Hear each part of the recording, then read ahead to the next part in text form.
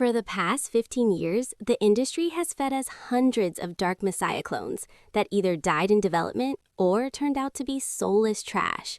But Fatekeeper is the first project in a long time that doesn't just copy the legend, it actually makes me believe in a genre revival. Ugly minotaurs, real body physics, and a talking rat? Today, we'll find out if this is a new masterpiece or just another E3 scam that I'm already sick of. Fatekeeper was recently revealed, and it's clearly inspired by Dark Messiah, but it brings enough of its own ideas that you can't just call it a lazy copy, unlike some other believes with pre-recorded gameplay. Honestly, I'd be happy even with a lazy clone, as long as it actually works. But Fatekeeper is more interesting because it has its own identity. The gameplay opens with a scene featuring a talking rat. Based on the context, it seems like she'll be our constant companion, commenting on events. In Dark Messiah, this role belonged to the demoness living in our head, providing moral support to the young and inexperienced Seraph. She wasn't too talkative, so we didn't lose that lone hero vibe while crawling through dangerous sewers, but we weren't in total isolation either.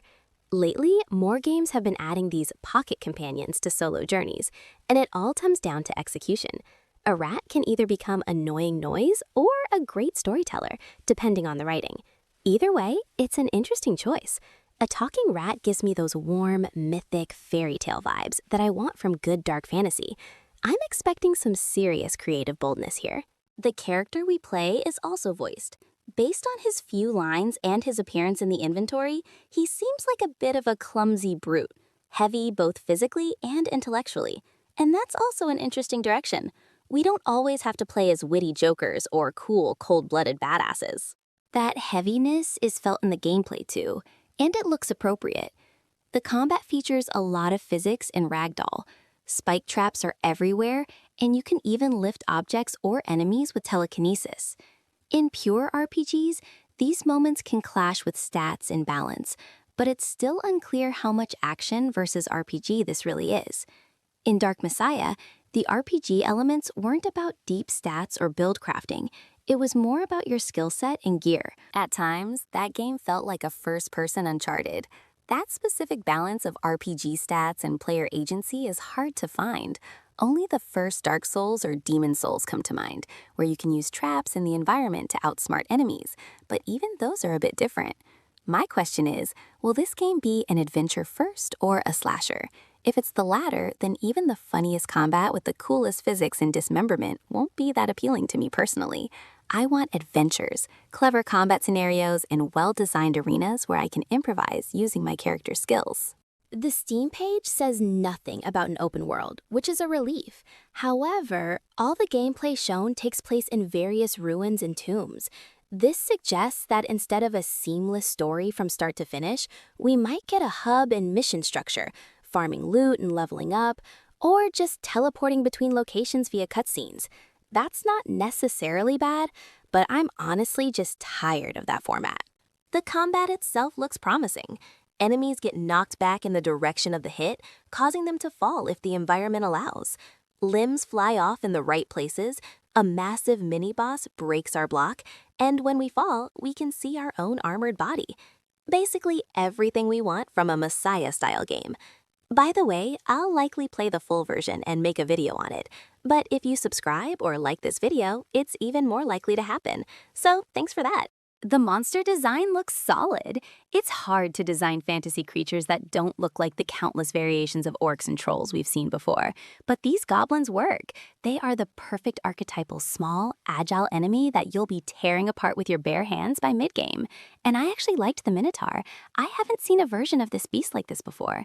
The armor on heroes and enemies is also atypical for Western fantasy.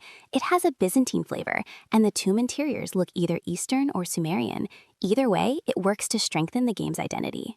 A significant part of Dark Messiah was its immersive sim touch, and it's present here too. Fatekeeper isn't trying for total realism, but rather detailing important accents.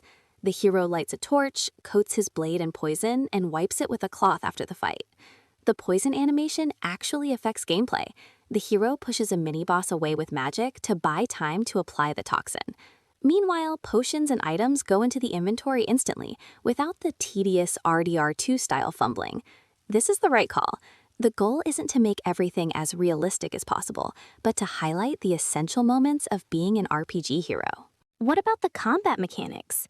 Based on the gameplay, dashes will be a big deal. In first-person games, it's hard to judge if an enemy can reach you, so dodging isn't always the best mechanical choice. I'm not sure which route the devs took. Is it iframes like Souls, a matching system, or an honest system where you just physically move your hitbox away? The only successful first-person dash I can remember is Doom Eternal, but there the Slayer moved so far on his thrusters that there was no doubt. Plus, that game was mostly about dodging projectiles. Here, the dashes are short, yet they seem vital. It might seem like a small detail, but if the combat relies on precise dodges and timings, we'll be seeing this sliding constantly. If a player can dodge any attack just by timing a button press, the difficulty will eventually scale by having enemies break physics just to hit you. In that case, proper spacing plays a smaller role, even though spacing is the foundation of good action.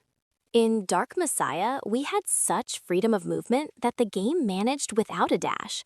We were thrown into chaos, where we could use the source engine's freedom.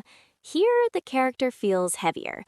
Maybe it only looks like that in the trailer because of that E3-style gameplay, but I'm keeping my fingers crossed that this won't turn into a press-the-button-at-the-right-time combat system. We have plenty of those.